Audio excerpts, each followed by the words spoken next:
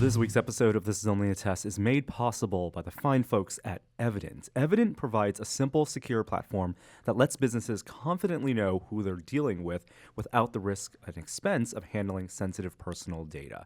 From identity and credential verifications to background checks and everything in between, businesses of all sizes can get the answers they need easily and securely.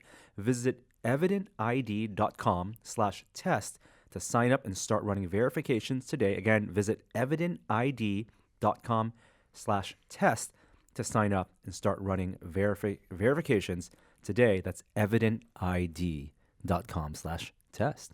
Hey, let's start the show. For Thursday, February 28th, the last day of February 2019. Welcome to This Is Only a Test, the official podcast of Tested.com.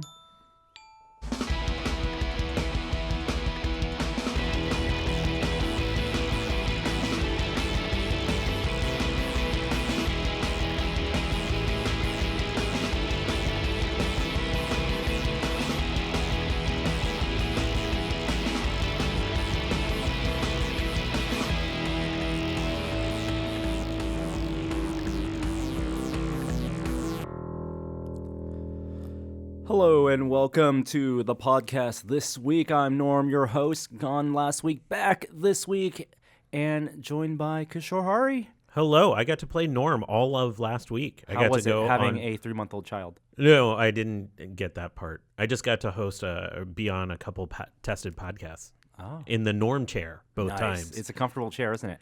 No, not they made me sit in the ejector seat one on Still Entitled. That's not the comfortable one. I know. It's a very fun chair to look at, but it's not a great chair to sit on. Well, thank you for sitting in on Still Entitled last week, and thank you for hosting last week. You guys did a fine duocast. It was the best duocast Jeremy and I have ever hosted. That's right, and the best duocast so far of the month. Maybe not so far, maybe not so after today, because we got another duocast today. If you're watching the video, you already know this, but Jeremy is out this week. Today's actually his birthday. I think everyone should be silently singing along in their head, happy birthday to our friend Jeremy. And I say silently singing along because we don't want a takedown notice to pay royalties. Isn't it still royalties? I think that's done. Oh. You can sing the song. Sing the song. We're not going to, Your but spin you can on sing that the song. So Jeremy is off this week. He'll be back next week. We have kind of a funky schedule. I'm actually gone next week as well. Although we'll see. So next week will be the best duocast Jeremy and I have ever done. We'll try to make something work. We're doing a lot of traveling. Wait, why are you traveling so much? Where were you last week? I was in New York. All week. We're doing some video shoots for a project that we can't talk too much about just yet. But Joey and I were in New York visiting some friends of Tested. We hung out and filmed with Melissa Ng, Lumi Cluster. She makes, of course, beautiful armor that she designs and 3D prints prototypes and then manufactures. If you haven't watched the Gauntlet video she did with Adam, it's one of the best videos that demonstrates just her incredible engineering on her armor work. Yeah, and she was on an episode of Still Entitled when she was in San Francisco last. Something that Adam told me about when he visited her shop was what an unconventional shop she has, because she basically works out of an office, I think, barely bigger than this room. And that is a really cool thing. So you got to visit it? Yes, yeah. Was it totally intense, like how she organizes? It's, it was like an office. It was like, but with like the types of fabrication that she does, she can prototype and 3D print, and she has a vacuum former and experiment with different things. I don't think she doesn't do any of the casting there. That happens off site because of the chemicals, but having it in the basically a back room of a music studio is a really interesting thing. Like you can make anywhere. It doesn't need to be the cave. It doesn't need to be in a big shop. It doesn't even need to be in your garage, which a lot of people do work out of, because this is New York. For those ardent followers of Adam on Twitter, I think, was it last year or a couple years ago, he was highlighting people's tiny maker spaces oftentimes. Like people would send in pictures, and Tested would do that too. I love seeing those because it reinforces what you just said. Like you can make anywhere. and you don't need the fanciest equipment necessarily to make either. Totally.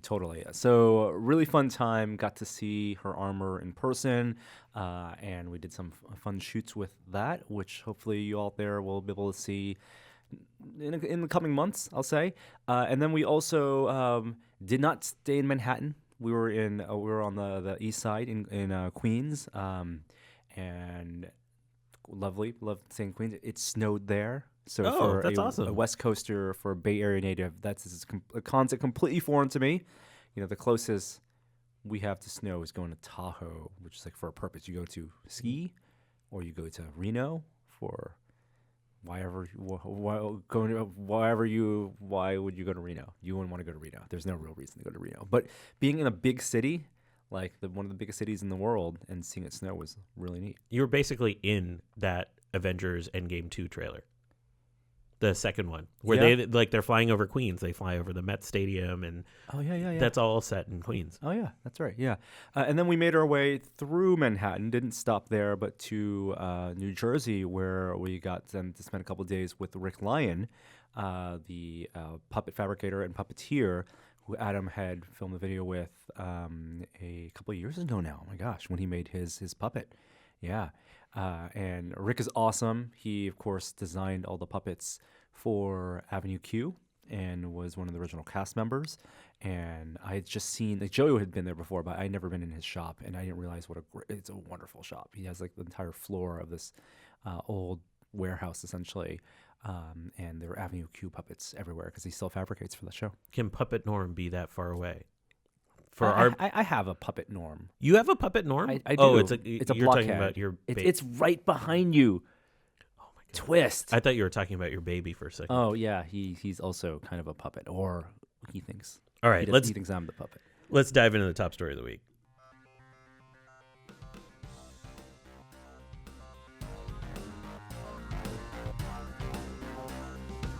Top story this week.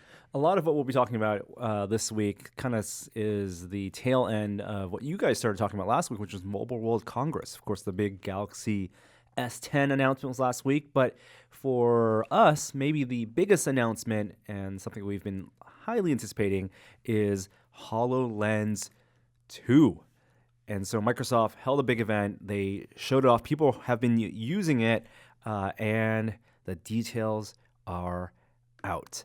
So here's just some of the broad view. Of course, HoloLens, the first widely available from a big company AR headset using this type of the Prism technology in its lenses, and very expensive when it came out. Still very expensive now. It ended up being way more of a enterprise device. I mean, this new kit is $3,500, so still, not cheap. Yep, that's a little more expensive than Magic Leap. So they know that this is still not for consumers, and this comes off of for people who've been following AR and HoloLens, Microsoft's rumored cancellation of a second HoloLens 2 years ago now, when they were supposed to do a follow-up, and they realized that maybe that wasn't ready or the market wasn't ready. But they feel like what they've made now is a adequate successor. So, like you said, $3,500, huge. The big things I think can fall into three categories.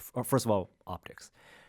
From what I understand, it uses very similar lensing system. So the type of images in terms of how crisp they are, they're high resolution in terms of the opaqueness of the image is going to be similar to what you're going to find with Magic Leap and HoloLens Gen 1, but higher resolution and wider field of view. Now, HoloLens, have you tried a HoloLens? I have tried the HoloLens. I played that robot game where they're like coming emerging on the wall. I can't remember what it's called. Yeah, the spiders coming out of the walls, which, on the Magic Leap, that's essentially the Dr. G's Invaders is the Magic Leap version of that game. But the best way to describe the field of view for first-gen HoloLens is it's kind of like, the size of maybe half of a business card.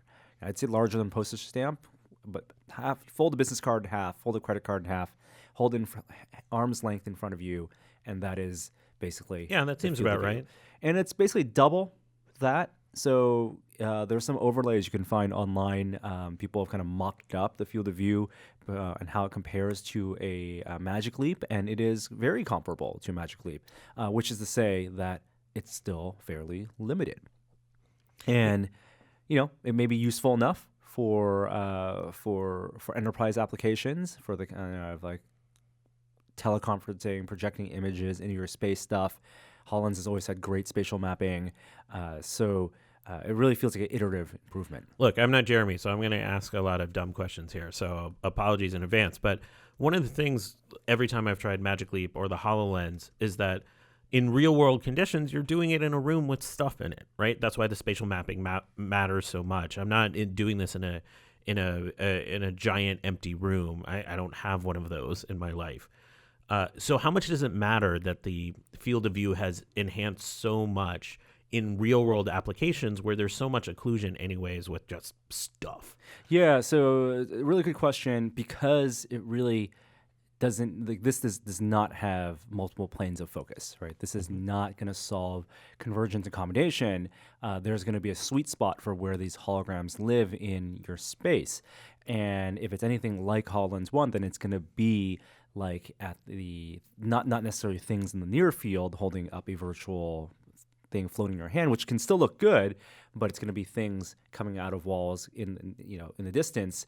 So best use in maybe those type of environments, construction environments, design studios, not replacing a desktop computer screen, or making a virtual laptop screen in front of you, because that's when things are up close, and when you want to interact with things that are closer to you, that's when field of view matters more. That's when minimum distance also matters for something like Magic Leap, when you can't put things closer than a certain distance. I believe HoloLens can, but then that's when you have convergence problems as well. All right, so better optics, larger field of view. What's the third thing? I would consider optics field of view one thing. Right? Okay, one thing. Second thing. There's also ergonomics. So it's still all in one device, right? The computer is on the headset. There's no battery pack and no separate compute unit. It is compute in the band, essentially. But they've redesigned ergonomics, and I think they've touted, however many tests they did with different head sizes, that it's easier to put on, and I believe you can flip it up, the flip-up visor. So oh, cool. I think it makes sense. Like the problem I have with Magic Leap, I have no problem with the backpack, right, or the little puck, the computer puck thing that can go in a jacket pocket. Like, you can wear it as a sling. Whatever. I don't really even feel it that much. Yeah, I mean, outside of getting like slightly warm when I had it on my jeans, like I didn't really notice it. I prefer that than battery on your head. Yeah, because it's the extra weight. Right. But the thing I don't like about Magic Leap is, design-wise, it's not easy to both use that and to basically go on and off easily, right?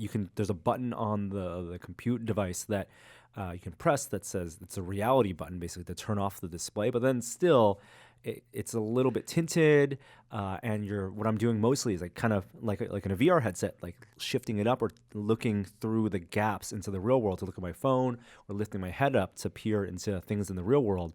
I want the flip-up visor. Wait. Just 1 second. You said reality button without like a smile on your face. Like every time somebody says that word, I'm just like, I just kind of smile a little bit. Yeah. It's really silly. I love it. It's a fun, silly thing. It's a little space ballsy. So that's why I love it. So, but yes, flip up visor. I'm with you. I think that's a really nice integration. And there's a ton of pictures of people that have tested this, showing the flip up visor. They kind of look like a Vegas dealer wearing one of those, kind of like yeah. And the other thing is that with the flip up visor, and the way, like, these all look like funky devices. Magic Leap looks like funky goggles. HoloLens looks like funky, bulky visor, right? And I think they're embracing that. They're not. This is not going to be tight to your face. They're not glasses form factor, and embracing that form factor of it being a flip-up visor means, one, you have the ease of being able to flip up and down. Two, glasses fit underneath it, so you don't need to have custom prescriptive lenses, which is great. And also it allows for a more open peripheral view into the real world. So even when you have the headset on and you're looking at the holograms or whatever projections, you can still peer left and right. And I think Magic Leap is a little, because it is tighter to your face, your natural field of view in the real world outside the field of view of those projections is also just a little limiting. So this is great. So of the ones you've mentioned, those make a lot of sense to me. I'm waiting for the phrase eye tracking to show up. And tracking is the third thing, right? So now it does have eye tracking. The eye tracking is used for logging in, so like Windows Hello style, and app developers have access to it. So they have one demonstration is like a teleprompter that can, as your eyes, I mean, it's a very, I don't know who would be using a teleprompter while wearing an AR headset, but the fact is that they can follow your eyes as they move left to right, and you can then dynamically change content, or that is information that Microsoft finds valuable. Does eye tracking work through glasses though? Like if I'm wearing glasses, I mean, because I smudge my glasses, all that kind of stuff. I mean, I assume it. They must have worked that out, it's right? IR, right? Like, yeah. I think it's more about less about the smudges on the glasses you wear, and more about your frames of your glasses. Yeah, like absorbing some of that IR stuff. Yeah. Okay. Yeah. And then, of course, the tracking for hand tracking, because they have stuck with a no physical controller model where magically it has the one controller totem, whatever you want to call it, and we'll have support for two totems, left, right hands in the future, something that I believe makes a ton of sense, and Magic Leap has hand tracking as well. Microsoft is kind of all in with hand tracking, and this being, voice controls and hand controls. And the people that have used HoloLens 2 have said that the new 20 points of articulation in the hands is pretty advanced, and I would love to see how it compares to like a Leap Motion, which has been integrated into VR headsets. And if it's good, if they can do skeletal modeling to that degree, then I would hope that you're going to allow for a lot more interaction poses than the kind of really forced, pinching poses that you need to do with HoloLens 1. Combined with eye tracking is where it gets interesting. I still think like a physical remote is really critical right now, especially for anything that's sort of game-like in its mechanics. But there are some reports that there are some demos out there with the eye tracking where just you moving your eye and looking at virtual objects, you can actually interact with them. And so now, like, if you have not only good skeletal model hand tracking where you don't have to do these like forced gestures or saying, but also looking at something can force it to interact. Now I think you can start to see the pathway away from a physical remote. It's a question of how well does that actually work? Yeah. And I mean, this still feels like, I mean, I'm glad they actually released this, and for people who actually in design studios or wherever their business partners, enterprise partners who are making use of HoloLens, this feels like they're still committed to that platform. And they did say HoloLens 3 would be just another couple years out. So, this is supposed to be an iterative upgrade, and it means that team has some hardware to push out. They're going to have lessons, learn from eye tracking, from hand tracking. The compute, which is right now Qualcomm 850, will hopefully, that stuff will improve over time. Battery life seems pretty weak, 3 hours of battery life on this. So definitely it's not for... But you can still like be plugged in and do stuff, right? Yeah. I mean, it defeats the point, but you can do it. Yes. There's USB-C connectivity, there's Wi-Fi, and it's lighter. So it's as opposed to slightly lighter, right? I think 1.3 that's not pounds really lighter. to 1.25 pounds. It's basically same weight. Which is the only disappointing thing for me, because I always feel like when I put on the original HoloLens that it was a little top heavy for me overall, the experience. So I think what we learned is that the absolute weight, as long as you're not above a certain amount, right? Like between 1 and 1.5 pounds on your head is okay. It's more about how it's fitted, and so the fitting is better this time, and this again something we'd love to test.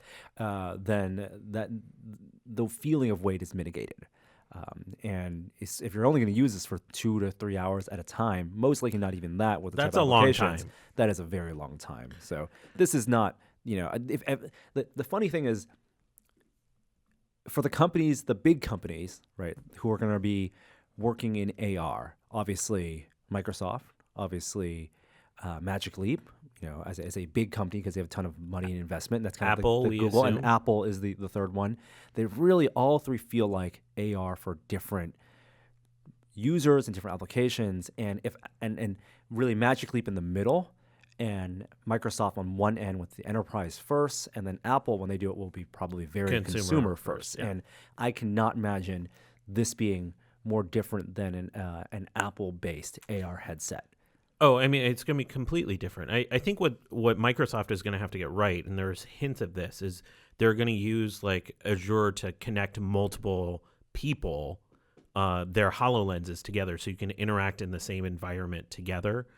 That is going to be critical for an enterprise application, because if you're talking about this like people in a manufacturing facility on the floor, like sort of examining things, they're going to have to be linked together in a way. And so that's what I really want to see, is multiple HoloLenses working together, because that justifies the enterprise. The other thing that they made a big deal, and they had Tim Sweeney from Epic and Games out there, and Unreal out on stage, really to talk about was getting developers excited. And one of the big kind of shifts for them is hoping that HoloLens will be more of an open platform, kind of moving against the grain for what Microsoft has been doing with Windows apps, and of course what Magic Leap is doing with their apps, and Apple, of course, in terms of walled gardens, and letting developers create their own app stores and bring their own browsers in this. And their strategy for dev support for HoloLens Gen 2 and maybe even Gen 3, although I think as that stuff moves more toward consumers, I feel like it's going to get more restrictive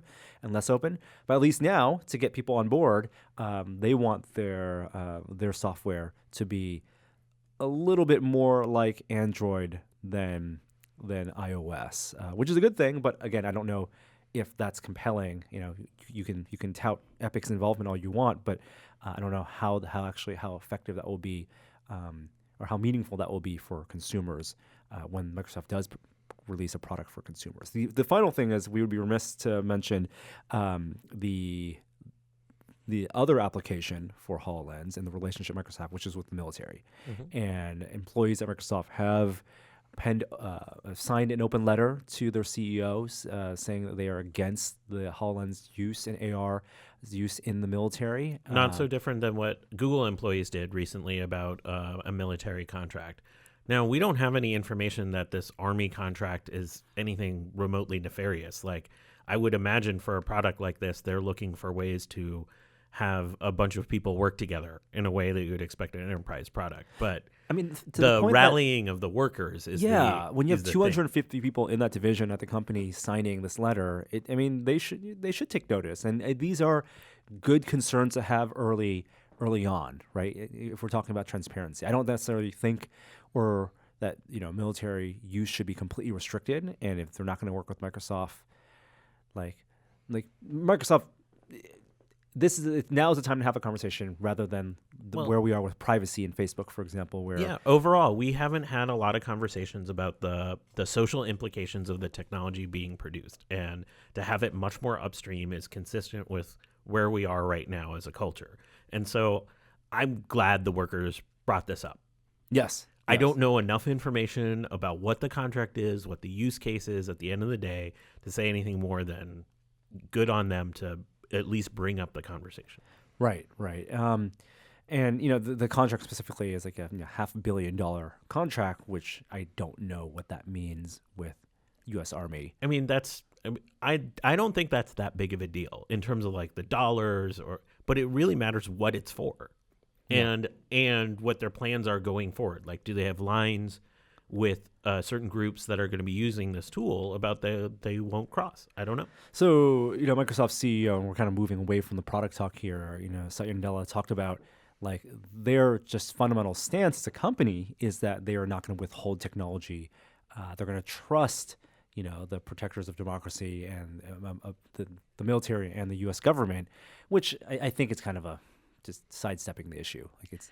Yeah. I mean, to me, I get that this was like politicized because they brought up the military, but this is really a question of like, how are you letting this technology be used by the enterprise users in the world?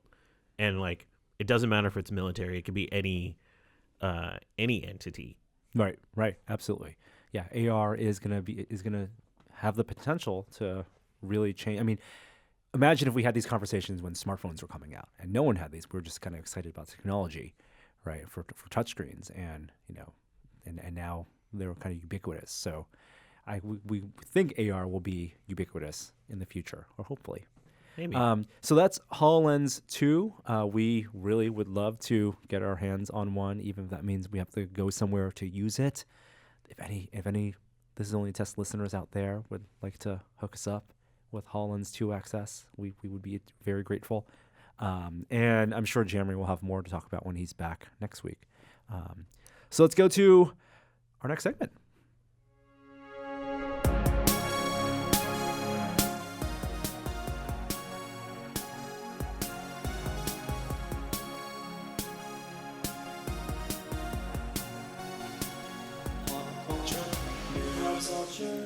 Welcome to the way too late Oscar recap show. I know. Imagine the restraint we had to actually go with a technology story first as our top story and not with a pop culture Oscar story. And that is because it's Thursday by the time you're listening to this. I actually didn't watch most of it. Me neither. I had it on the background. Actually, I had some Yep. people over at my house, and so I missed the opening, non-host opening. Everything I heard was that it turns out you don't need a host for the Oscars. The non-host thing is fine, even though Amy Poehler and Tina Fey and Maya Rudolph basically did like a little mini host monologue anyways. Right. You can do that without having to have one person shepherd the whole thing. That role, maybe just retire it.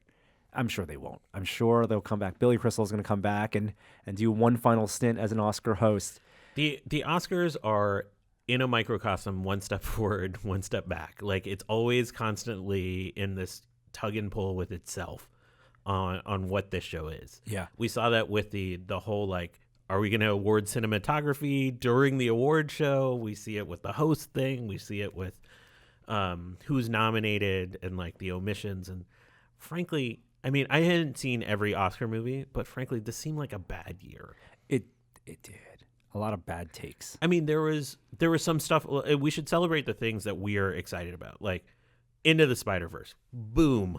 Yes. Like, thankful that won. Free Solo, best documentary. Yes. Yes. Nods to things like First Man for visual effects. Black Panther on costume design. Absolutely. Right? Marvel's first Oscars that they've won, and all of that is great. I think now more so than ever, it feels like the Oscars are out of alignment with, in terms of the movies they actually reward. When I am talking about things like Bohemian Rhapsody and Green Book, out of alignment with just where Hollywood and the culture of movie making and movie makers are going. Yeah, I love. I think listeners know I listen to the Bill Simmons podcast, and what he started doing with some of their pop culture critics is they rate the Oscars 5 years later about the movies that actually meant something, right. Because that's how long it takes to sort of kind of have that situated. I mean, we felt that with like Shakespeare in Love winning. That's the one. Right? Shakespeare in Love, Saving Private Ryan. But like you look this year, Spike Lee winning for Black Klansman, that movie was fine. But That's it's the thing too. Like, it's not his best movie by any stretch. Yep. And his best movie wasn't even nominated, right? So yes. And like Do the Right Thing is a classic movie and like one of his triumphant movies. Yep. And so it's weird that he essentially is getting a Lifetime Achievement Award. Right, for adapted screenplay. Yeah. And then Green Book was just not good.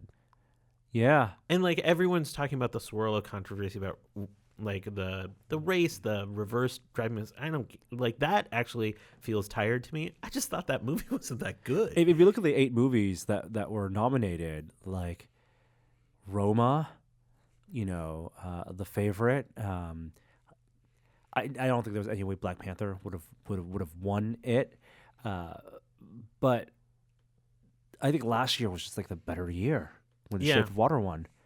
Yeah. I mean, and I didn't really love Shape of Water that much. But Into the Spider-Verse, I think that movie should have, like, this is a year for it to be nominated for Best Picture. I think they had to choose between that and Black Panther. Yeah, I guess so. And I'm still out here saying, where are the Paddington 2 noms? That was a brilliant movie. I would like to have a conversation about that. I know everyone touts Paddington 2.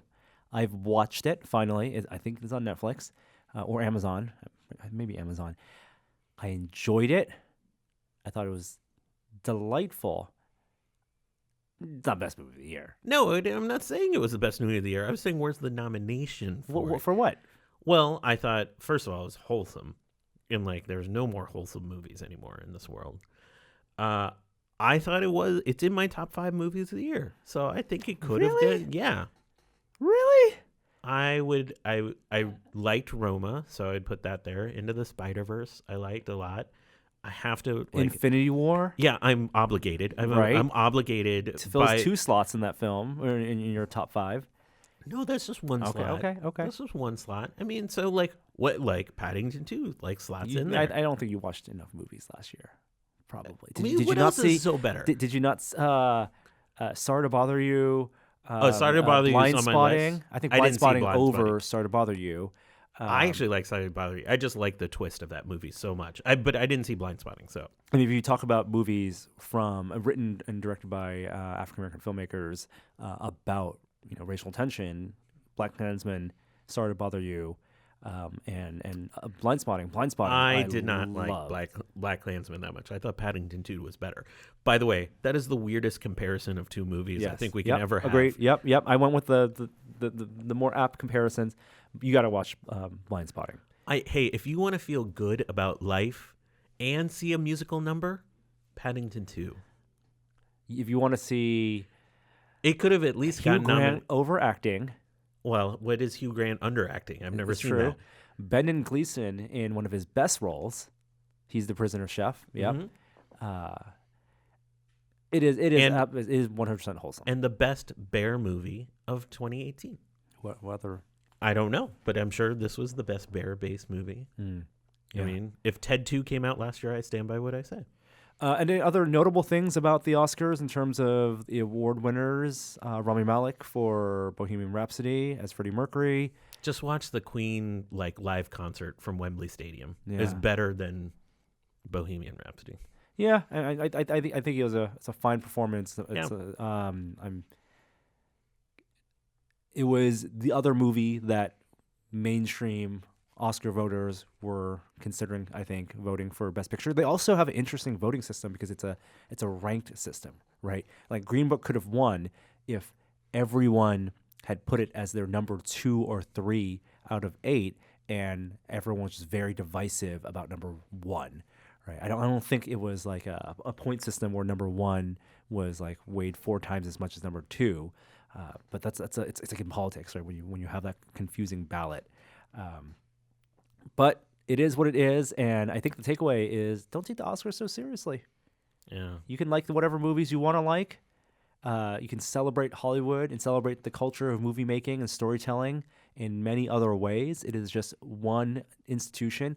Although, as far as institutions go, did you see the ad for their museum? No, I didn't. Oh, they had a whole segment kind of.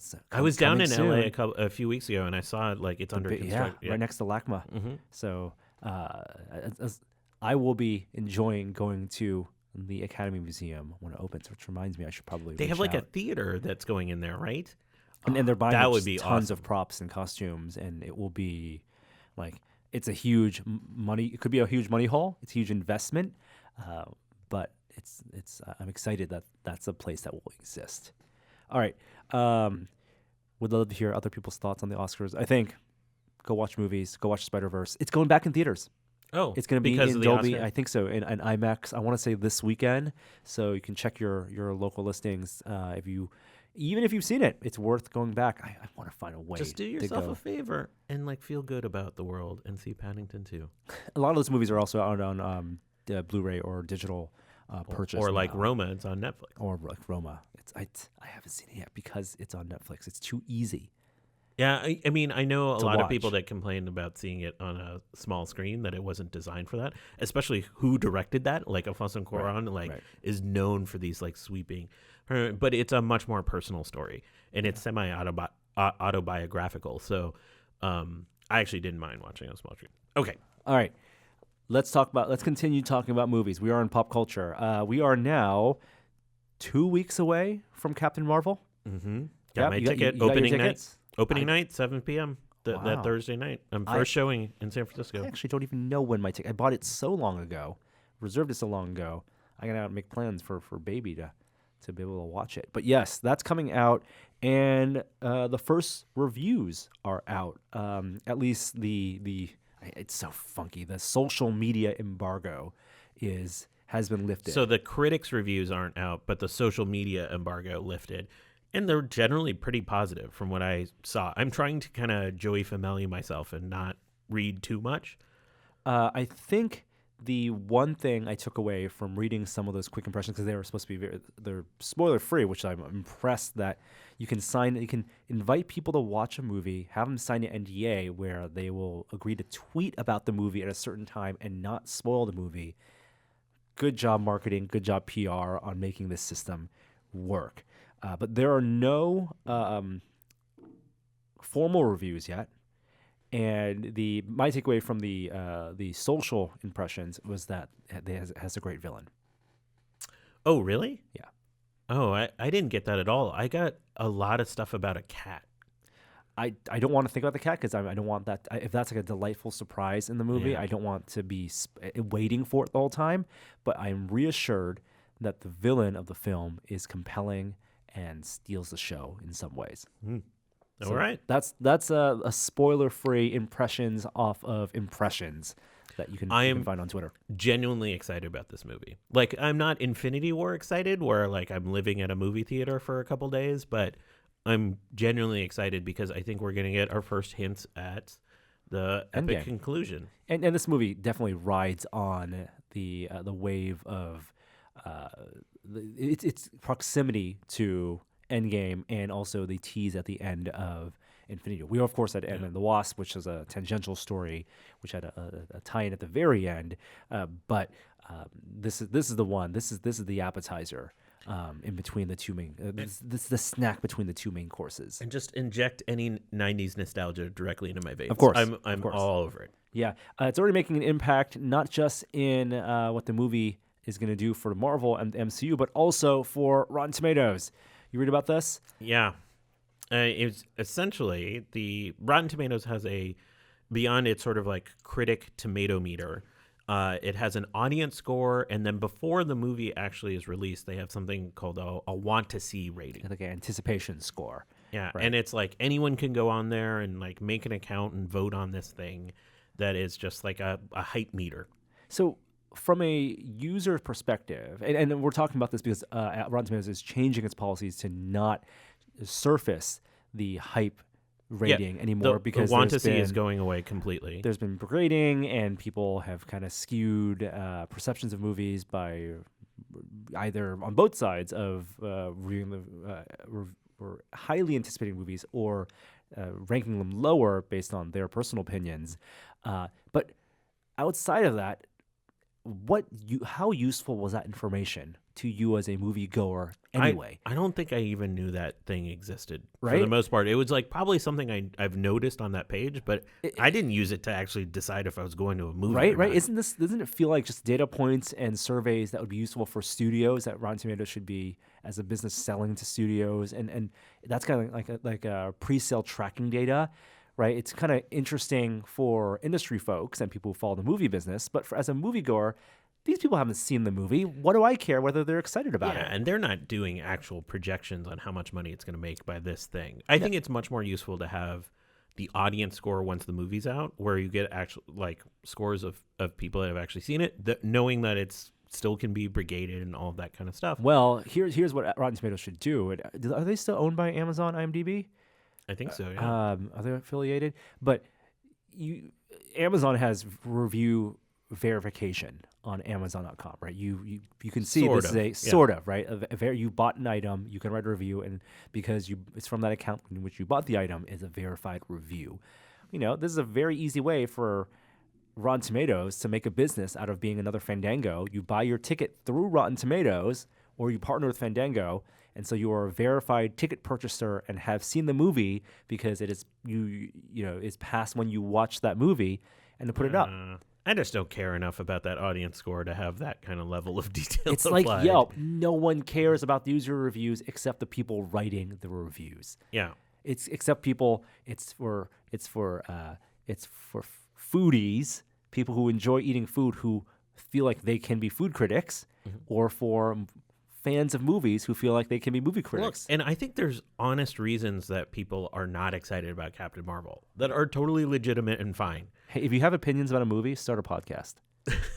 We need more podcasts in this world with your opinion about a movie. Yeah. So that's coming into effect. And Rotten Tomatoes, without specifically acknowledging that this came out of grading on Captain Marvel, said they are changing their policy going forward. They've been considering it for 18 months. That's fine. This is a reaction to Captain Marvel. Yeah. When did Ghostbusters come out? Was that 18 months ago? Yeah. Just about. Yeah. All right. Moving on. Let's talk about some Star Wars news. Hey, no name for still no Episode 9 title. Were the rumors? What was the last big credible rumor for an Episode 9 title? I can throw out some suggestion. Jedi's rule. No. That's a terrible idea. They've wrapped shooting. Yeah, there's so many people. I don't really. I don't see. It's not that important to me what the name of Episode 9 is. Only it's like a mild spoiler. That's all it is. Yeah. I think I stopped caring about the names of Star Wars movies when Attack of the Clones came out. Right. When there's no Attack of any clones, you're like, I'm okay now. Right. The Phantom Menace was the last cool name for a Star Wars film. Wait, what was 6? 6, Return of the Jedi? No, not 6. 7. Sorry, 7. What is 7? Force Awakens. Force Awakens, yes. Force Awakens kind of, it's safe. Yeah. Right? Last Jedi, safe. Revenge of the Sith, safe. Phantom Menace, that's a cool name. That is cool. That is ominous. That's epic. Attack of the Clones, no. Yeah. Fair. Yeah. So don't really care about Episode 9, but if you care about all the other episodes, you may want to watch a fun video edit that Topher Grace did. So the little backstory about this, there's been kind of like a story going on about Topher Grace in his spare time had edited together a version of the prequels and the original trilogy. Like over the weekend with a friend. Yeah, and it's definitely, I don't think it was like just on a whim. He has definitely, the assumption is he spent a lot of time thinking about this and has some chops as an editor. But he did this edit of the 6 films and screened it for friends, and it has never been released. It's one of those like for people who write about movie news and follow, like they've always wanted to see what is the great Topher Grace cut of Star Wars. Well, the closest we'll be able to see to that is a new cut that was recently released, and you can just Google Topher Grace Star Wars trailer. And this is a 5-minute trailer of the first 6 films. It essentially gives you the story arc. Yeah. The main story arc. Yeah. In the trailer. And I think that with watching this, you guys should just watch it for 5 minutes. You've all seen the original footage, but it goes to editing, and it goes to what kind of story you can tell by picking and choosing. If you have 10 to 12 hours of footage and you narrow that down to 5 minutes, what kind of story can you tell? And how is it different than the stories that the other trailers for these films told, and also different than what the films themselves told? Spoiler alert, there's not much talk of trade embargoes in this trailer. Or Jar Jar. Did not notice Jar Jar at all. Yeah. I mean, so this is like the ultimate fan service trailer. It's totally one of these fun things. Anyone could have done this. I think the reason it's interesting is that we've all been still waiting for that Topher Grace full movie cut, and this is just the closest we'll get. I'm not to sure that. I agree with that sentiment that I'm waiting for Topher Grace. Maybe not you, but people who read the movie blog news, other podcasters, you know who you are. Star Wars stuff. No other big Star Wars news, right? I think all the Star Wars 9 is wrapped filming. I think everyone's just excited for Dune. Dune keeps on. Everyone is harvesting. being cast in that movie. Every single actor ever is being cast in Dune. I think the next thing might be as soon as we finally get word on Disney Plus, their streaming service, because then we'll get Mandalorian details. Yeah. That's the next big thing I expect. You talked about Unstill Entitled seeing a trailer for Apollo 11. Oh my goodness! And that comes out this week. Sell me on this documentary. It's a documentary about the Apollo 11 launch. Sold. And yeah, I know. Like, and it's it used original footage, and it's gonna be shown in 70 millimeter. And the trailer, I just saw it on the big screen, and I started to tear up and cry. Like I liked First Man fine. I don't care how good of an actor Ryan Gosling is. There's nothing that replaces seeing Neil Armstrong just sitting there with his actual face in a spacesuit, getting ready to walk aboard the ship. And so how was this unreleased footage? I have no idea. Right? Like, isn't this all public domain? Like, this is 50 years ago. You would think that every piece of footage related to moon landing and the buildup has been seen in one way or another and made public. Maybe I just saw a really well edited trailer that is a hook, and when you actually go, you're going to see a lot of stuff you've seen before. Even then, I'm sold. It doesn't matter. It's going to be beautiful. When do you get to see that stuff? And it's the 50th anniversary of the Apollo 11 launch.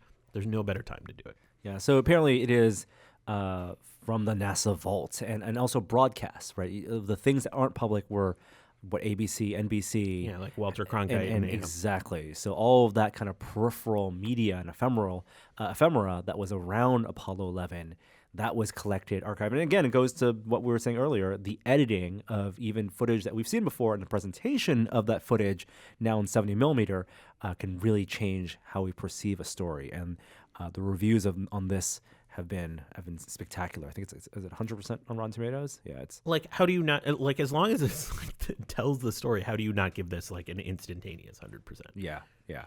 What is not an instantaneous 100%? A movie I did catch last week while being in New York. We were staying close to a movie theater, like 2 blocks away, and I weathered the cold and watched a late night showing of Battle Angel Alita. Battle Angel. I kind of can't believe you went to this dumpster fire. I haven't seen this movie, but like it is so divisive. I enjoyed the spit out of it. Really? Because it's so incredibly divisive. One, I read the manga when I was in middle school, and I really loved it. This kind of collects the first 3 books in that manga. The first one's actually free on Amazon Prime if you just want to read it. And it feels it's an adaptation, and there are characters in this that aren't in the manga that are maybe the weak points of the movie, specifically the love story and the love interest. But it's just fascinating because this is the film that James Cameron decided to make, or decided not to make when he decided to make Avatar. It was a coin flip. He coming off of Titanic, being king of the world, $1 billion box office. He looked at technology, and he said, "Okay, I've done practical effects. I've built the Titanic. I've done all I can do with water, and I'll also have and mixing practical effects with CG." His next big frontier were two things he wanted to do: one, 3D movie, and 2, a fully digital human. I think he said that after he saw Lord of the Rings, Two Towers, and the first appearance of Gollum, he said, "Okay, I can do that. And then so he had 2 ideas in mind, 2 properties he wanted to work with.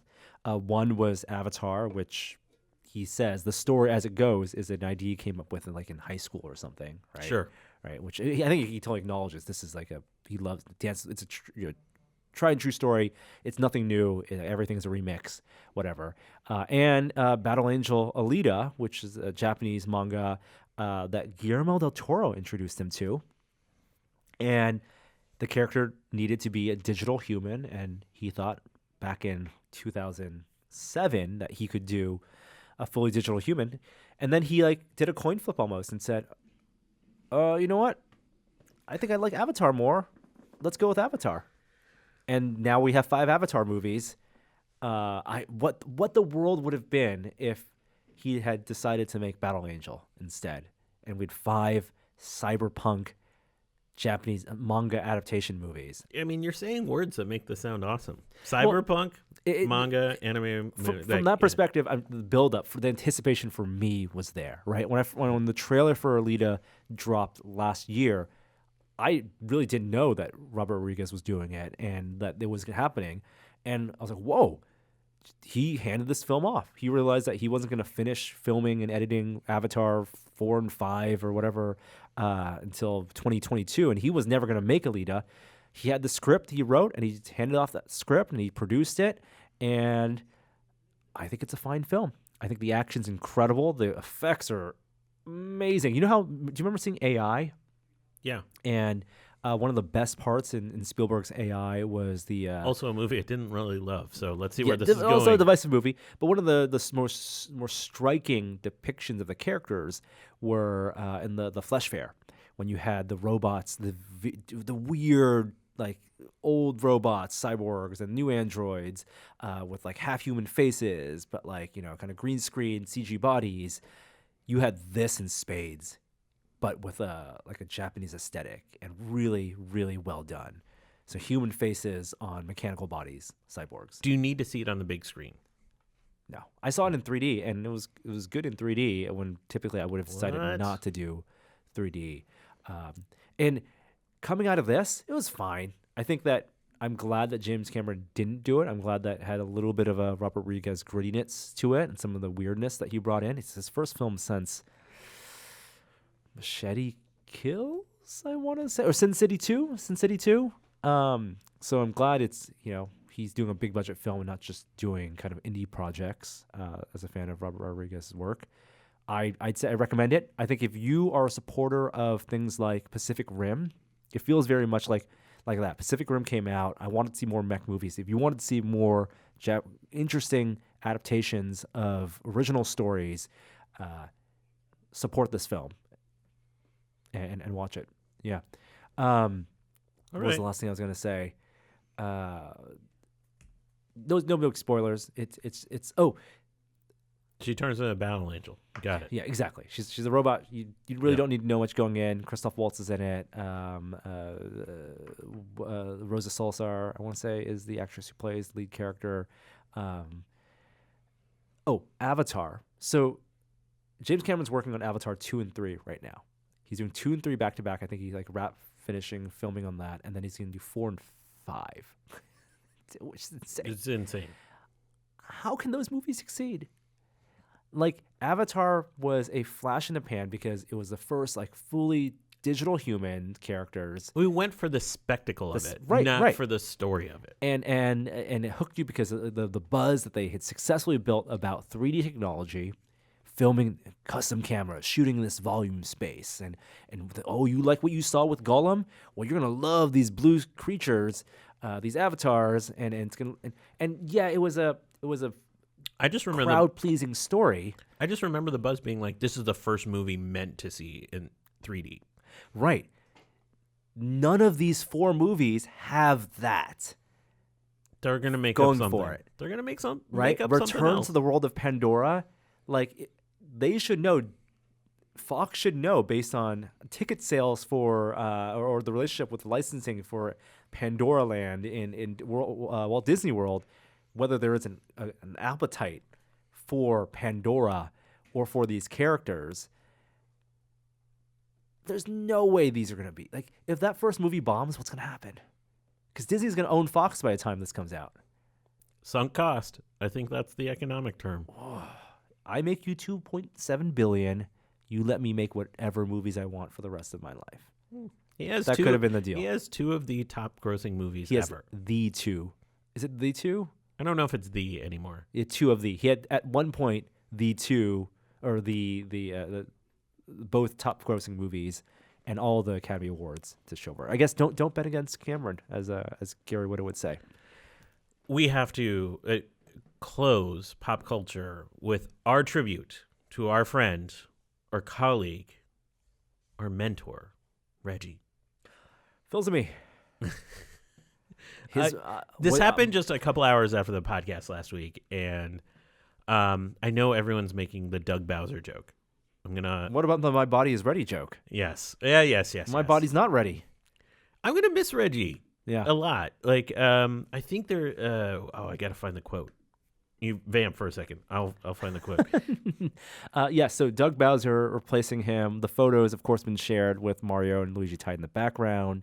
Reggie's been with Nintendo 15 years, and a lot of the great interviews and stories about his relationship as a leader and with employees, and just champion Nintendo as a brand. Like, he's seen it through thick and thin, right?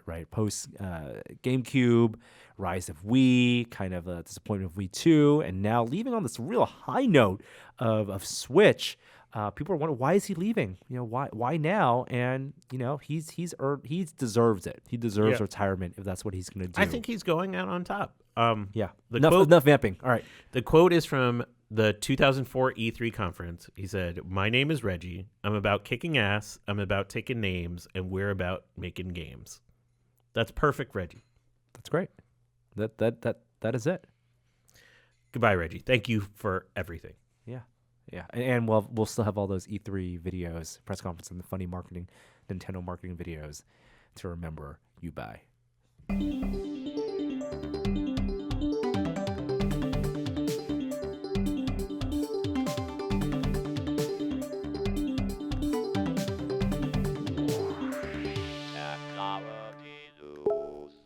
Ooh, that's me. All right. Noise.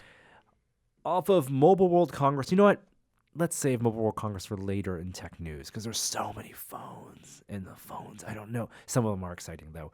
I do want to talk about Apple a little bit. Not necessarily product related because there's nothing super exciting on that front. But the winners for the Shot on iPhone photography contest were announced and released. And they picked 10 photos shot on devices ranging from iPhone 7 to the iPhone XS Max. Did you submit one? Of course not. No, oh, come on. No, I didn't want to public. I didn't have my iPhone lens is scuffed a little bit, so all the photos would have been slightly blurry. There's some great photos here. There are. I think all of them are great photos. Great landscape photos, really great compositions. The one that really struck me was the tennis court one. I really enjoyed that kind of simplistic. It's like a clay court with a big crack down it. I thought that was good. It's almost graphic design more than the photo. There's a lot of reflection type know. shots It here. really feel a little like derivative, but my favorite is just because of the spot I've been is one shot in Yosemite with the kid below Half Dome, and the small kid's hair is sort of like dangling in the sunlight, and there's sort of like this kind of steam mist coming off of the meadow in front of Half Dome. I enjoy those kinds of shots. My favorite one is it is a reflection shot, and it's a reflection shot of kind of a muddled puddle of water against a building, and it makes it look like the reflection is a painting. And I thought that was a beautiful shot. I'm kind of disappointed in because I didn't survey, as I said I would have. I didn't survey like the submissions because they're all public. You just search a hashtag on Twitter, but it seemed like you're right. Like a lot of these photos are kind of derivative of things we've seen in past campaigns. Beautiful landscape shots, kind of reflection shots. We've seen those in past Shot on iPhone campaigns, and I was hoping that with this type of contest, and especially with the judges of the panel of judges that they had to select, that they would select something different. Because for me, are these winners the winners because they're indicative of the limitations of smartphone photography, and that the iPhones are best, and smartphones in general are best used for things like these type of HDR landscape shots and not necessarily some portrait shots. And also maybe because of the duration of this contest, I was hoping for better spontaneous moments. I think a lot of great photography is about catching a rare or lucky moment, and the only one that I really felt like had any of that was like this raccoon looking through a tree trunk, and even that felt like it was a little staged and planned. I think a photo can have great composition, colors, whatever. Some of that post processing isn't essential. It's good for a photo, but if you can capture something by being lucky or by good planning on something that someone else can't easily duplicate, that for me is a better hallmark of a good photo. I mean, what you're essentially saying is there's not much humanity in these photos. They're of texture, they're of places, they're not necessarily of human moments. And so I get that. And I think if this was running year over year and we saw this kind of stuff consistently, then we might be able to say, is this a limitation of the phone? But I think this is just sort of a selection of what won. I'm only, part of the reason I'm slightly disappointed in the way you are is like one of the judges is Pete Souza, who is Obama's photographer. Exactly, and he's known for capturing moments, right? And you see this with like whenever they release an iPhone, they'll seed the next phones with photographers like Pete Souza or sports photographers, and those and the examples that come out of those are one. And granted, those are professionals, and maybe they are more experienced in capturing moments rather than stills of landscapes.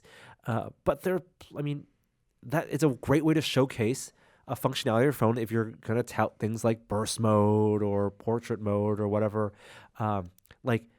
I think a very underused feature in the phone is burst mode, like holding down that shutter button and capturing 30 photos and then picking out your best moment. And Google has an ad campaign now for capture for doing that. The shot on pixel, yeah, that kind of yeah, thing. yeah. And I'm kind of over, as beautiful as they are, your mountain shot.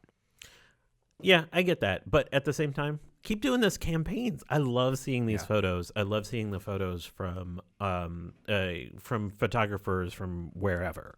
That's the brilliance of this is that anyone that has a few $1,000s has one of these phones. But it makes it just much more interesting, the potential canvas. And this just came to my mind. Apple has in the past, I think Steve Jobs has admired like design philosophy from companies like Polaroid, right? And obviously one of the big killer apps and killer functionalities of the reason we buy these phones and spend up to over $1,000 on them is for their photography and videography capabilities. What an opportunity for Apple to make shot on iPhone the new Kodak moment. I mean, the phrase Kodak moment still holds in pop culture. I think it's starting to fade. It's maybe starting to fade, but it meant something, right? It meant something, and this was a chance for Apple to take, as that may be fading, the Kodak moment, to take that idea and to kind of own it for iPhone. Yeah, well, shot on an iPhone isn't quite there for me yet. Right, exactly. The phrasing doesn't quite shot work. on iPhone almost feels like a crutch, like, oh, it's a very defensive posture, right? Like this is shot on iPhone, even though it may look like it was shot on a DSLR. Like, oh, it's shot on iPhone. It's just a smartphone, but it can still take pictures that look good. Surprise, is shot on iPhone. And I think smartphones and the technology and the cameras have gotten to a point where, because they are the new normal, everyone has one. Shot on iPhone needs to be a competitive advantage, and you need to have not only beautiful quality images, but the ability to capture the moments, which I think is essential for photography. All right, moving on, because we have a ton of tech stories. So Okay. we're gonna do some rapid discussion. All right. FedEx has announced its last mile robots. So just like Amazon and a bunch of startups, these little robots that are sort of like self-driving, they can go up to 10 miles an hour. Where is this useful? Okay, so here's the use case. Is basically they're saying there's a ton of retailers that have outlets everywhere. So like an AutoZone, let's say, that is within a couple miles of a ton of people. So this is last mile delivery from places like that. So it's Prime now, but democratized and not owned by one company. That's right. I think people are going to behave badly when they of see course. these robots coming down the street. They're going to get kicked. This is going to end badly for And this FedEx is robot. not, and last mile only makes sense in an urban environment. We're talking about the majority of America. A mile gets you nowhere, right? The last 10 or last 15 miles is much more important in middle America than last mile, and getting your goods from your local big box store or the shopping outlet. I think it's cool tech. It just reinforces the larger narrative of just like this idea of delivery of stuff. Convenience is a really crowded and sort of bottlenecked area. Otherwise, we wouldn't be seeing innovations like this. This tells you that like we cannot handle the amount of delivery that's coming through our logistics system. It also screams like very Silicon Valley in-store thinking in like the hot new thing. And, Amazon's doing it. We got to be in the robot delivery space too. FedEx as a logistics company, they're not a robotics company. And this I would hope that they're smart enough to make the business plans. I mean, the money that went into this could have been used to build up their fleet in where most of their business happens, whether that's in the middle America or in the big cities. All right, phone stuff. Let's talk about Mobile World Congress. So we got one foldable phone last week that you guys talked about, the Galaxy Fold. Over $2,000. Is that right? $1,980. Almost $2,000. We got two more foldable phones shown since. Oppo has one. And actually, not the more interesting Oppo announcement, by the way, according to yes. me. Oh, yeah. So Oppo, of course, affiliated with OnePlus, same parent company. They showed a prototype of a foldable phone. I actually think it looks a lot better than the Galaxy Fold because it has the phone part. It's actually more of like the phone part has less of a bezel, so that when you fold it from the tablet into the phone, like you have a phone that's sort of consistent with what our edge-to-edge screens are. It still has a bezel on it, but I think this whole thing is ridiculous. Yes. But in terms of how it looked compared to the Galaxy Fold, I think it looks better. And then the Huawei Mate 10, Mate X, which is another foldable phone. This one, from what people have said and have seen it, is supposed to be a lot better than the Galaxy Fold. And when it folds flat, it just looks like more squarish screen. Now, from a use case perspective, right? Why do you want that kind of rectangular screen? Like, why do you want less of rectangle? Why do you want the square screen on your phone? On your phone, I don't know. Right. I can't make a case for it. I would the closest I came is I was thinking about the Galaxy Note users, those people that like using styluses. Is that sure? It is a bigger physical canvas for drawing, note taking, maybe for looking at images. It's not going to be great for video because video you'd want to watch on a 16, closer to 16:9 or even wider screen than that. And the web is really not optimized. Mobile web and mobile apps not optimized for anything other than kind of tall and narrow design, even on tablets. And Jeremy said this too, the Android system we don't know of is optimized for apps to make this kind of switch from folded to non-folded, right? I mean, they could do that Android quickly. much better than Apple in terms of how they, but not really optimized for this, no, right? Optimized in terms of it's more turnkey, but less optimized in terms of design sense. Yeah, that's what I mean is the design sense. Because, Samsung did that demo where it's they went from maps on the phone to the tablet part, and that's not really going to integrate well with a ton of apps. And if you're talking about side by side, a lot of examples are web browser on one side, Google Maps on the other side, and drag and drop. You can do that now with Hinge phones. You don't need it to be one display, and you're just introducing a lot of potential for mechanical failure, for wear and tear. I'm open to be proven wrong. I'm open to trying this out and a use case emerging that I don't see, but I haven't seen it in the demos that they've done on stage yet. And then these phones, when they're in their folded, hinge, their tent mode, as it were. What is the application for that? I can see a very novel, maybe you're gonna fold the phone in half and you get to see one screen and I could see a screen and we're playing Battleship or something. That's really the only instance, or watching different movies. One phone, two movies, one phone. Or we can be watching the same movie, but sitting across from each other. Okay. Wow. See, these kind of you novel... could have subtitles on. I don't. Yeah. I mean, wow. That is a terrible use case, but I'm with you. Right? This is solving the brother-sister dilemma in the backseat of the minivan. They all look super bulky. The Huawei one has definitely a big bulge at the end of them.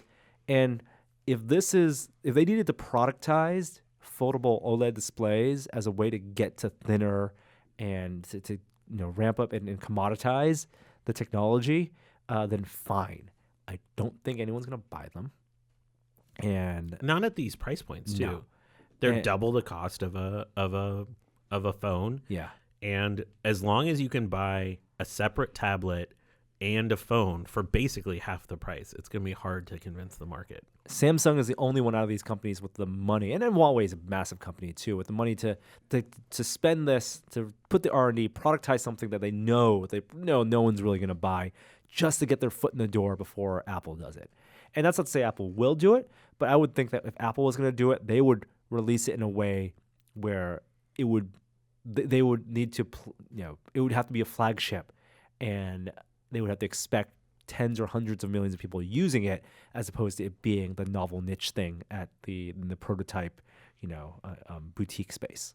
Well, let's talk about the more interesting Oppo announcement, or at least I think it's more interesting. Yeah, cameras. Back to cameras, and this goes into the maturity and innovation in mobile camera technology. We know that mobile phones have natural limitations just in physics and spaces, so that's why you have as wide apertures as you can get on those sensors and lenses.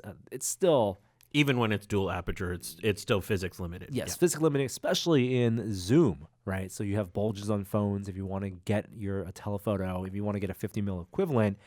Oppo has put a 160 mil equivalent lens on their phone without having huge bulge, and this is supposed to be a 10x optical zoom over their wide-angle counterpart, which they also have on the back of that phone. So they claim this is lossless. What does that actually mean? It means it's not a digital zoom. They're not cropping in. No, Now, but I mean, like, it's like they like quoted it though. It's not actually fully optical, is it?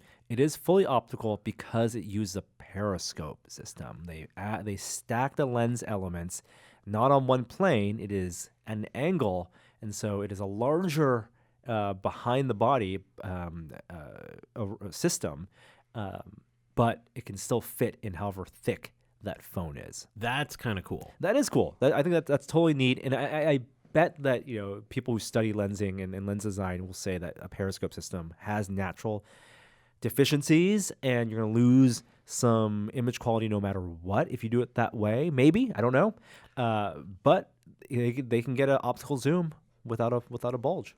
Yeah, I mean, do you? Yeah, I have questions I'll hold until we can actually see some of this operating. This is part of a trend that we're seeing in a lot of phones to have now, instead of 2 cameras front and back, or 3 cameras, 2 on the back, 1 in the front. Now 5 cameras, 6 we're getting cameras. 5 cameras, like that Nokia one has 5 cameras, and like, is that going to be where we go? I mean, it's kind of interesting. The rumor is that 3 cameras on not maybe this year's iPhone, but next year's iPhone, and it's all about computer vision and computational photography. It's all about world mapping and building the infrastructure in place so that when you have multiple sensors and lenses, one, it's an quote unquote easy solution just to add those in, as opposed to reinventing the wheel and physics, but 2, gives opportunity to combine those images for something interesting. And you would hope that compute and like neural networking and for processing of images gets to a point where you can do that and not have to wait a long time for something cool to happen. Last week, I teased the LG G8, which we had some initial photos of. I am ready to take back all of that excitement. Talk to the hand. Talk to the hand time. Like, one of the features of the LG G8 is not Face ID, it's Hand ID, where the front-facing camera can now respond to physical manifestations of your extremities, both by size, shape, even the what they say. I think they said the veins in your palm. It is reading your palm. There's no indication of whether this is accurate or not. Right. Like, there's a lot of information when Face ID first came out about false. We don't get any of that yet. I just like everything from that we've talked about in VR over the past couple years about like hand motion and tracking and stuff makes me think this is really ridiculous. Yeah, it's not skeletal modeling. It's still an imaging-based system.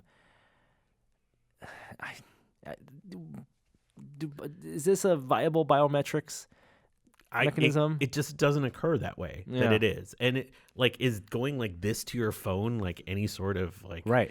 efficiency? Right. Yeah. I mean, I'd be way more interested if it got to a point where skeletal modeling was as precise enough so that everyone's minute and basically their gait signatures in their wrist and finger movement is what unlocks your phone versus the photo of your palm and your fingerprint. I mean, all the other specs on the phone are like consistent with a high-end phone, and I have no complaints about that. I mean, the only minor thing is they have a physical button for bringing up Google Assistant, and I don't know. I'm not a big believer in a physical button for that kind of functionality at this point. But so this seems like a weird feature to be enabling. Yeah. All right. Well, if you're not interested in a phone that you will show your palm to, how about a phone that is 3 times as thick as an iPhone, but will last 50 hours of talk time? This seems insane. Like, first of all, who needs this much power? Like, what is the use case where you need, like, how many recharges is this for an iPhone? Like 10 recharges or something like that? It's in that range. It's a 18,000 milliamp hour battery. It comes from Energizer, and the name is ridiculous. It's called what is it? The Pop. There's like a longer, the Energizer PowerMax K18 Pop, made in collaboration with the French telecoms company Avenir. 18,000 milliamp hours, which is 6 times most other cell phones, more than that for if you're talking about iPhones. 6.2-inch edge display with a pop-up camera, 5 cameras on this thing. It feels like this is the thing you should keep in your car as your emergency phone. And at that point, why would you want that kind of touchscreen and all that app interface? I don't know if you need that interface. I'm also like one where I've lose my portable batteries all the time. I like the commoditization of like the 4500 size and how rugged they are, and how disposable essentially they are. You can get like a bunch of them and throw one in each bag, as opposed to having one here. And I'm sorry, not 50 hours, 90 hours for talk time, and 100 hours of music playback, 2 days of video playback. I'm not sure I've had 90 hours of phone call time last year. If I really look at it. Right. You could watch more than 2 full seasons of 24 on one battery charge. Don't do that to yourself, but you could do it. On standby mode, 50 days of standby, which isn't even enough. We're talking about like an this emergency. Is an emergency phone, right? Bad idea bears all around. All right, how about on something more safe? On the Sony side, finally, we have some new Xperia phones, which have a really widescreen display, 21:9 ultra wide display. If you're about watching movies, even that's too wide for movies. Yeah, it's a 4K OLED display. I mean, it is the aspect ratio of a movie, not 16:9, but of your standard, not panorama, but like your cinema scope, essentially. Mm-hmm. So no more pan and scan, except I guess you get black bars if you're watching a 16:9 film. I've never used an Xperia. Have you ever gone hands-on with one? Yeah. They're great glass. I think a Xperia phone was the first phone I used way back that had a 1080 display. And I'm like, who needs a 1080p display on a smartphone? And now we're talking about 4 times the number of pixels, twice the resolution. All of these scream that cell phones, smartphones have matured to the point where the companies making them are just desperate. They can't be out of the business because they used to be big revenue generators and they have businesses around them and people still need them, but they are commodity products. And it's outside of being a Samsung or even an LG and an Apple to get people to spend a lot of money every year on these new phones. Yeah, and especially in the Android ecosystem where people are perfectly happy with their Pixels. Isn't that right, Kishore? I actually destroyed my Pixel by accident, so I just have my Pixel 2 work phone right now. But I'm perfectly happy with my Pixel. All right. Some kind of data storage news. MicroSD is getting a new standard, MicroSD Express, which is cool. It was announced at World Congress, and it has much faster data speeds. So we're talking about what we're talking about capacity-wise, 1 terabyte, 160 megabytes per second reading, and 90 megabytes per second writing. I don't know. I have no idea if that's how much of an improvement that is. Is this actually the case?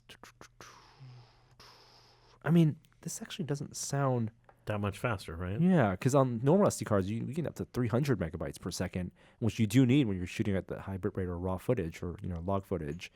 But 1 terabyte on a micro SD card is kind of insane. That is insane. But I mean, it's great for the kind of video footage that you shoot. Like behind the scenes, I'm going to give listeners a little behind the scenes at Tested. There's always discussions about memory cards. Always. Yep. This is the number one discussion here. Never have enough space, never be big enough. Jeremy and I ever want to do is buy Norm more memory cards so that we can have less memory card chat before every podcast, every video shoot. Memory cards. So these, I'm sorry. No, that's right. Yeah. These micro SD cards are based off PCIe and NVMe interfaces, so they're kind of inheriting the SSDs, the improvements that we've had, and this is technically part of the SD 7.0 schematic. There'll be backward compatibility and all that jazz. I hate putting all my media in one bucket. Especially in a card that 1 can terabyte get lost, seems like a really scratched. Yeah, a ridiculous amount of space. Yeah. But the prices have come down so much. Maybe that's fine. Yeah. You want to get confused by USB? I'm already fairly confused by USB. All right, so let's talk about USB IF, the implementers forum. They have announced their new standard. Hey, what are we on right now? 3, right? We're on 3.1. Okay. Right now. Tell me, do you know what USB 3.1? What the standards are, what the speeds are. So we had Not at USB all. 2 for the longest time, Yeah. right? Which was like everyone understood it. When USB 3 came out, the ports are now blue, and you had a throughput of 5 gigs per 5 second. gigabits per second, right? And then they decided, as opposed to doing a USB 4, they did 3.1. And so the difference between 3.1 and 3, not many people know this. They got rid of 3. What we previously had known as USB 3 is now called USB 3.1, or has been called USB 3.1 Gen 1, 5 gigabits per second. USB 3.1 Gen 2, which was the previously the highest, the throughput is 10 gigabits per second. Oh. Right? And that's super speed, colloquially, right? So USB super speed, 10 gigabits per second. And now there is USB 3.2, which has now gotten rid of USB 3.1. And now what was previously USB 3 is now called USB 3.2 Gen 1, 5 gigabits per second. There's USB 3.2 Gen 2, which is 10 gigabits per second. And now they'll double that again. And so what do you think it's called? USB 3.2 Gen 2? 3? Gen 3? Right? The one Gen 1, Gen 2, Gen 3? Nope. It's called USB 3.2 Gen 2x2. Oh. Because I thought IUPAC naming conventions in chemistry were bad. This is really awful. For consumers who don't want to speak in technical terms, it's going to be super speed 5 gigabits, super speed 10 gigabits, and super speed 20 gigabits, all the same port. Great. Then this is not even talking about what the port is, USB-C or not. This is just the cable. Change the color. I really like what they did with blue being a standard. I don't know if that was part of IF, but I agree. How about red? right? Sure. There's Black was lots of USB colors. 2, blue, go for red. Red is faster than blue. No one uses yellow. Let's get some yellow out here. Green. Yeah, purple. No, green's a power button. Stop it. Is Most that power true? buttons are green. Oh, no, that's not true anymore. No, yeah. No, but green has always been the light indicators on the back. Like the breaker goes red to green, I right? feel like blue is kind of overtaken green as the power button color. Really? How Yeah. dare you, blue? Yeah. Let's get all the colors of the gauntlet. That's what I want. All right. Last couple bits of news. This is a fun thread found on Twitter. Someone who used to work on the Google Maps team. Shortly after Google acquired, do you remember when that not Google Maps, but Google Earth was an acquisition, right? Mhm. And Google Earth was what allowed Google to do as a keyhole, was allowed to do satellite view. Yeah, where you could see. Yeah, was it called satellite view? So I think it launched as satellite view, which There was also terrain. I remember. yes, that's right. Which is a little bit of a misnomer because the photos are not actually taken by satellites. Mostly, when you get that close, when you get up to the building size, it is aerial photography with like airplanes and stuff. And so this thread from Brett Taylor talks about the origin about how satellite view was almost named bird mode. That's I don't know, I ridiculous. kind of like it. Bird mode.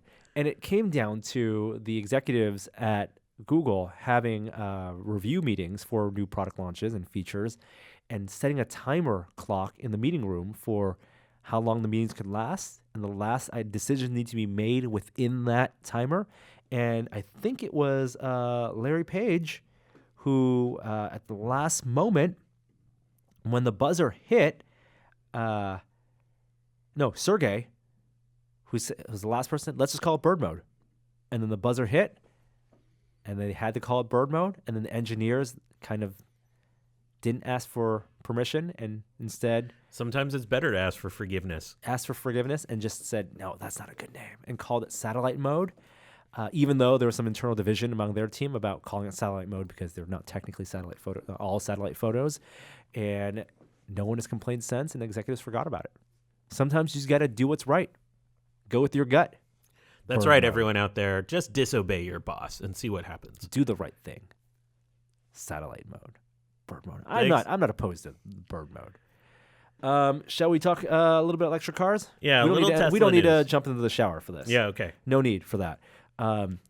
Tesla under a little bit of scrutiny, more scrutiny. Elon may be getting in trouble by the SEC for tweeting about sales numbers and projections, and then he They're was supposedly reprimanded. pretty mad at him. Yeah, Because I mean, I think they warned him after the last one. and then technically the agreement is that the Tesla board needs to approve his tweets when they're related to the company. And it may have an effect on stock price. And then his defense for this one is that this was in the transcript for the last earnings call, the projections that he had tweeted out. So whatever. But more troublesome for them is Consumer Reports taking away the recommendation for the Model 3 last year. So on the surface, that's concerning, but the why they took it away makes this less concerning for me. Yes. And they said it was because of inconsistencies in just quality control. Yeah, and so like people are complaining. They've seen an uptick in complaints about issues with like screen freezing and some issues about paint and trim issues. Paint trim issues have been since day one with the Model 3 as they were refining the process, which anecdotally have been resolved. Although I will say also anecdotally from using the car, screen freezing, backup camera being black and not being turned on, taking a while to boot on, that stuff is still present. There are still That's a serious problem. Yeah. Like I'm not trying to sort of overwrite that, but those are things that can be overcome. Like where this would be concerning for me is if Consumer Reports downgraded its like safety rating or something like core to what that car is about. Or it's like misleading battery life or something like that. And Sure. like we're not getting something that's that serious. This feels like at the edges, at the kind of edges that like software and process fixes can resolve. Yeah. And then, of course, software is such a big part of cars these days. And it's the only car company, where its software is so scrutinized as much as a smartphone company is, because even like Google Drive or CarPlay aren't scrutinized as much as the Tesla's Tesla car software. Maybe that's because of the fanaticism of the customer base, or because it is so different, it being all touchscreen in the car, and the first of that kind of generation of cars to do so. But new software all the time. Of course, you can play Atari games. We did a video with playing some Atari games in the Model 3. And now there is the long-awaited Sentry Mode. This is pretty neat. Sentry Mode actually took a screenshot of the update after. Is it just patrolling your driveway to make sure no one's like? Has nothing to do with autopilot. It is about protecting the car. And it is, I'll read it. Sentry Mode allows your vehicle to be aware of its surroundings when parked by using its sensors, microphones, cameras, and computer. So it evaluates risks of theft or vandalism, theft I think being theft of goods, not the theft of the car, and records videos when your window breaks or when damage happens, when the sensor proximity sensors are triggered to a certain amount, and you can't calibrate that. It's just like it is on. If you have a USB stick plugged into one of the USB ports, it has to be formatted a certain way. It will save video onto the USB stick and then blare sound at maximum volume and give. It has a HAL 9000i that displays when Sentry Mode is on. So it's supposed to be a deterrence as well for people to know that they are being watched by your car. They also, though, in the fine print, the video is sent back to Tesla, they say, for temporary backup, but also for nebulously feature improvement. So be aware, if you turn this mode on, and you can turn it on not only when you leave the car on the display, but also the app now lets you activate Sentry Mode remotely. You are also giving them video clips, which I think you already are. Like if you're the type of person who's kind of paranoid about being filmed, you should definitely tape up the internal camera inside your Model 3. There's a dashboard camera, a driver-facing camera. It does consume additional battery life, and so it will turn off when battery drops below 20%. So it's something that, for example, I didn't have it for my trip to New York, but my next week-long trip, I'm going to turn it on and see in a week how, if I leave Sentry Mode on for a week with a full charge, how long it will take to drain that battery. That's interesting. Yeah. I also like the idea that your wife is going to try to get into the car and it's just going to be like, get away. Norm says no. That's a good question of whether I should have it enabled at the airport. Like if I'm going to park it at the airport parking lot. Because you can geofence it, right? No, what do you mean? Like can you have it not be, I mean, I guess it's just a toggle, so it's on and off. It's on or off. Yeah. Yeah, but whether I'm going to get more interesting data from using Sentry Mode for a week at the airport parking lot when cars passing by, potentially people passing by, or parked on the sidewalk, or to even see the how driveway. sensitive it is. And exactly. Maybe the driveway makes more sense because people do walk by, and I'll put a plenty big USB stick and record that footage. That's about it for tech news. That is it for technology news. We're going to skip a VR minute this week because we did a bunch of HoloLens 2 talk at the top of the show, but we will move on to our final segment this week. You don't have a message for us? No, I don't. Oh, okay. This thing. Oh, no. There it is.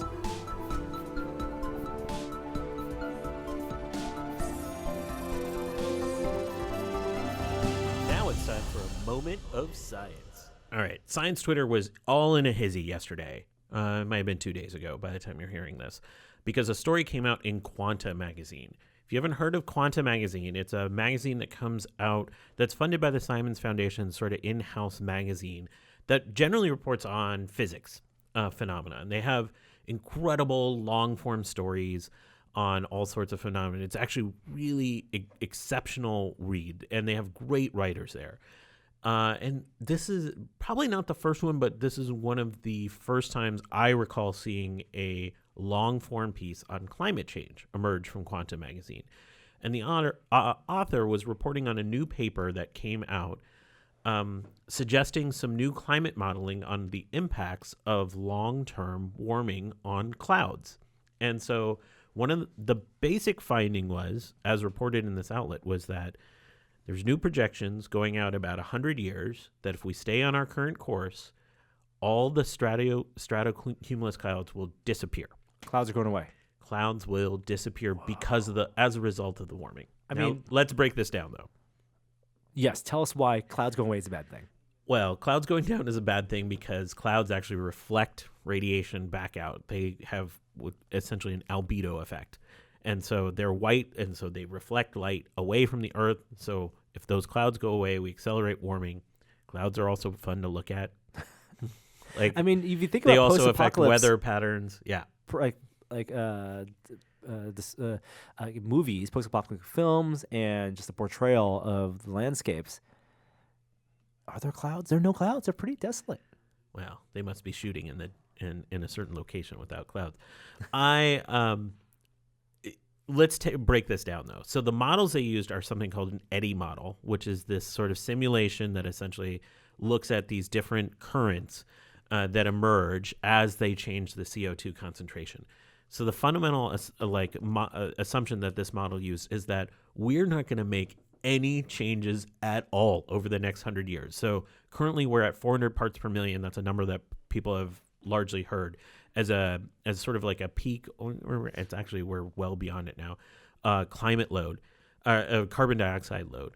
They are talking about going up to 1,200 parts per million. That's triple where we are right now. That is, most climate scientists think that's sort of like an insane number to be feeding into this model. And when they fed that into the model and did all these simulations comparing these 6 different what's called eddy simulations, as I mentioned, they saw how the associated degree rise of just the CO2 concentration affected the clouds, and then extrapolated the clouds disappearing as a part of that warming would have on the overall temperature increase. And which would turn, yeah, and so it turned out to be 8 degrees Celsius increase. That's catastrophic. Super catastrophic. Let's chill out for a second. This simulation is sort of on like a bleeding edge. It's a scenario that's not sort of grounded in reality. A lot of climate scientists have come out and been like chill. This is like, this is a really aggressive model. We expect not to get to 1,200 ppm. I mean, if we're at 1,200 ppm, like life is over. We're done.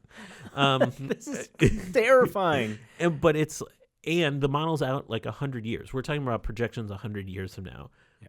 The climate discussion right now should be on like what's happening 10 years from now. Right. Or what's happening now. Yes. Like we're in the midst of a pretty big storm here in California. This storm is actually much warmer than it should be right now. So this isn't about 100-year projections. I would sort of like not worry about the clouds going away. We have more immediate problems. So I'm just going to take down the temperature about that whole discussion. One of the craziest stories I've seen in science came out about a week or 2 ago. Can I interest you in Hachimoji? What is that? It's a new form of emoji. No, it's not really a new form of emoji. Do you know what Hachi is in Japanese? No. It's 8. And I'm sure I'm mispronouncing it. But let's start with, let's back up a second. ACTG. Yes. DNA base pairs, right? Forever, we are confined to having 4 base pairs. Those letters make up you and me. Yes. DNA. Stephen Brenner, who's a famous molecular chemist, says, why? Why only 4, Norm? And so he's been experimenting for a long time with creating synthetic base pairs to see if we can extend 4 to any number beyond it. Any number, not just like multiplying by 2. Well, he's trying, incremental progress, right? And so he's successfully made a couple times now synthetic base pairs that are able to actually pair with each other and extend the number of essentially pairs that are in a double helix formation. And does it just be more granular and is it classification? I mean, these are small modifications to the actual chemical structure of those base pairs, and they make distinct characters. So instead of ACTG, we have more letters now. 2 weeks ago, he came out with a paper that they were able to do it with 8 letters and twist it into a helix formation. Now, this is interesting for a couple reasons. So, one, it's an interesting feat of science, first and foremost. What's more interesting to me is the information retention possibility. Like we've done stories about how people have encoded information and decoded it out of DNA. With 4, essentially, we have a 4-bit system. You're now saying we have that an 8-bit system. Man of Steel plot where in Superman's DNA is the genetic 100%. code for the entire Kryptonian race, and that's why Zod wanted to kill him. That is a real possibility. We are getting closer, for sure. This has been done, like Brenner did some experiments in bacteria where he created like these kind of synthetic hybrid DNA and actually inserted it into a live cell. So we are getting closer to it being done. And the name for an 8 base pair DNA strand is Hachimoji. Hachimoji. Very cool. This podcast is fun as a duocast. It is much more fun when there is someone here who does not get my comic book references. You're just taking all those and really for granted.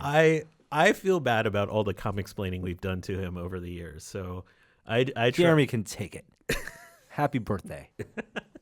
The Zod reference was pretty solid, though. I'll give you that. All right. I think that does it for this week's episode. No other bits of science? Your moment is over? My moment's The done. moment of science is over. I want to thank you all for listening this week. We're going to try to find a time to record next week that all 3 of us will be available, because if not, it's going to be a funky month of March. I'm also doing another week of travel late March as well. But we got a lot of fun stuff on the site. We did a couple video shoots with a toy photographer, Johnny Wu, who showed us some cool practical effects with his toy photography, and he's actually going to come in the studio. We're going to do more with him in the future. And we also have, of course, the King Arthur armor build series on YouTube as well. If you haven't got a chance to watch that as a member, please check that out and let us know what you think. And we'll have more of those videos going out on. I really like the videos this week from Prop Store. About the toys that were going up for Oh gosh, auction. I was in LA for a day and I just got able to stop by for an hour and it was like being in a toy museum. And so that auction is going on, I think, as you might be listening to this podcast on Thursday and Friday. So check out vintage toys at the Prop Store auction website, propstoreauction.com. We have an outro this week. I'm going to go old school and bring back our friend Justin, a.k.a. Speed. Come on, Internet. Hi there, I didn't see you.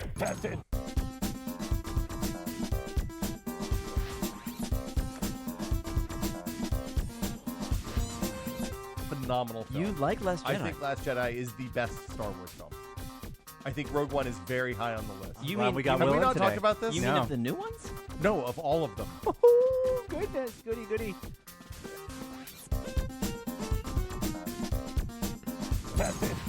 I disagree with that take. Hot takes. All right, time for a hot lunch.